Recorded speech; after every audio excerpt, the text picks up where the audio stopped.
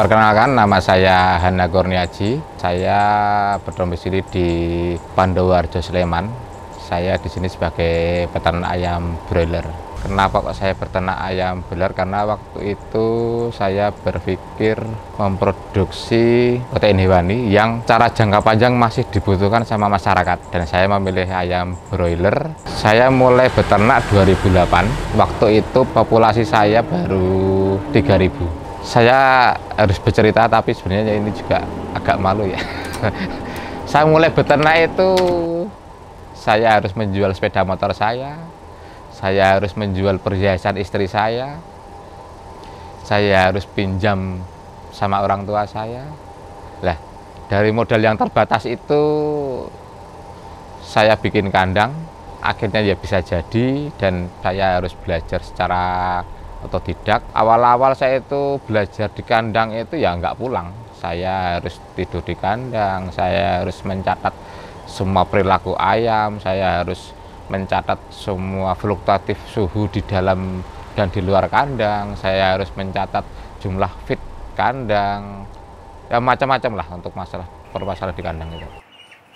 1 tahun pertama saya rugi, saya nggak dapat untung. Di tahun kedua saya mulai sedikit-sedikit bisa untuk kebutuhan rumah tangga. Kemudian di tahun ketiga kandang saya ditutup sama warga. Itulah hal yang terberat dalam hidup saya dalam beternak. Memang efek negatif ke masyarakat memang luar biasa. Itu adalah efek lalat. Lalatnya populasi sudah nggak terkontrol lagi dan sangat meresahkan warga. Kalau bau iya, tapi radiusnya nggak sejauh efek negatifnya lalat. Karena sudah menimbulkan keresahan, akhirnya dari warga sini sepakat untuk menutup peternakan ayam broiler.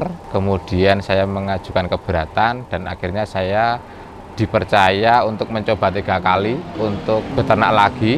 Dan alhamdulillah selama percobaan itu saya bisa melewatinya dan saya lanjut sampai sekarang. Kalau yang lain sudah nggak bisa melanjutkan. Nah, di tahun keempat saya baru mulai 80% lah ibaratnya itu menguasai apa yang dibutuhkan ayam. 4 tahun itu bukan waktu yang sebentar, saya harus bersabar. Kegagalan waktu itu menurut saya proses ya, karena bisnis saya bukan peternakan ya memang harus belajar.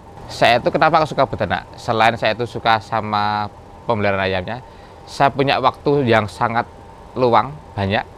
Saya bisa sambil ngomong anak, saya bisa banyak waktu luang untuk bermasyarakat, keluarga, sama teman-teman, sama orang lain. Kita beternak ayam itu kita punya dasarnya dulu, tahu yang dibutuhkan ayam, tetapi sebenarnya beternak ayam itu faktor penentu keberhasilan dan tidaknya itu banyak banget. Kalau sekarang itu dari mulai tipe kandangnya, kemudian sapronaknya, kemudian operator kandangnya, kemudian suhu dan lingkungannya, kemudian manajemen panennya, dan sebenarnya masih banyak lagi. Tapi itulah penentu yang sebenarnya yang kita harus fokus di situ.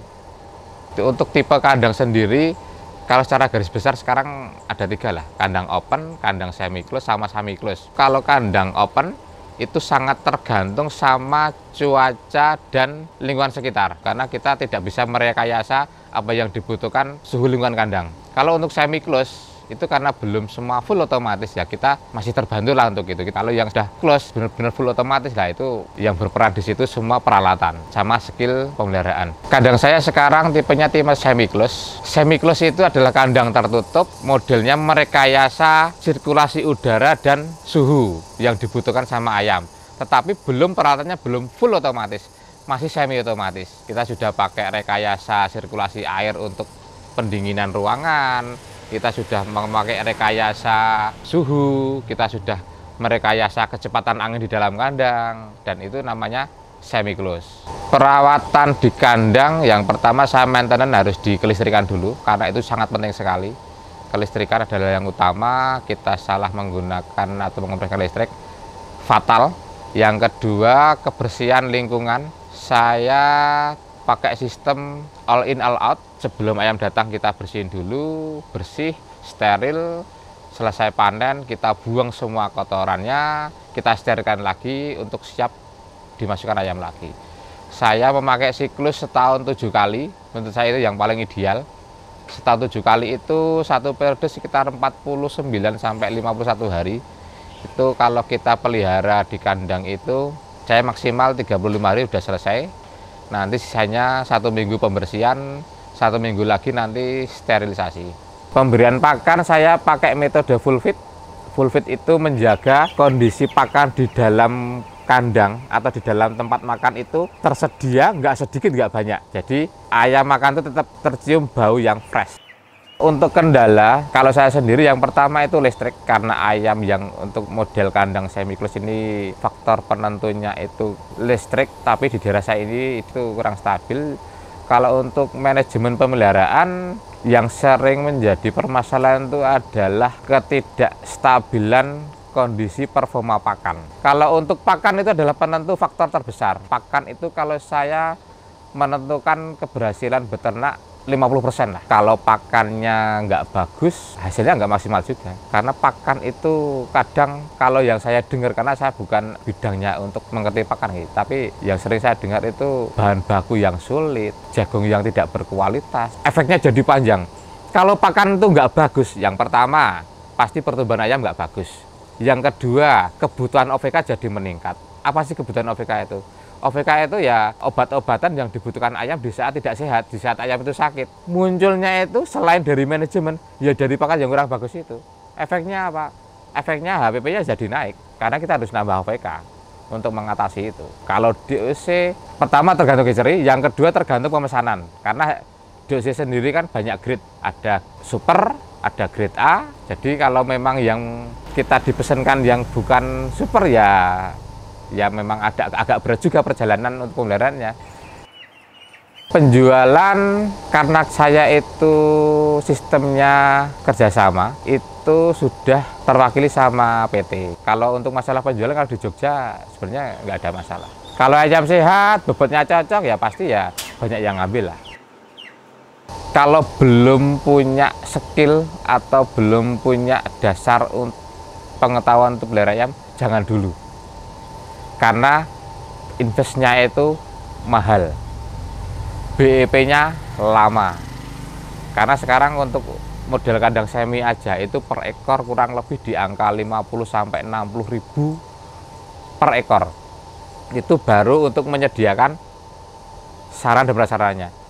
Itu kalau kita sisihkan aja pendapatan untuk bersihnya itu, kalau untuk pengembangan pinjaman, katakanlah setahun itu kan cuma 7 kali ya kita bisa produksi itu setahun. Sedangkan katakanlah kita menyisihkan 1000 aja, itu kalau 60.000 per ekor itu butuh berapa tahun? 1.000 setahun cuma bisa 7.000 yang untuk banknya. Sedangkan butuh 60.000 per ekor pembuatannya kandang. Jadi paling enggak ya di atas 5 tahun. Itu kalau berjalan dengan normal, dengan manajemen pemeliharaan yang sudah mampu. Kalau enggak, ya jangan dulu deh kalau mau beternak ayam, kalau belum punya basicnya. Tapi kalau mau belajar silahkan, kita sharing-sharing. Saya juga masih belajar. Intinya di broiler itu enggak ada yang master, enggak ada yang pinter.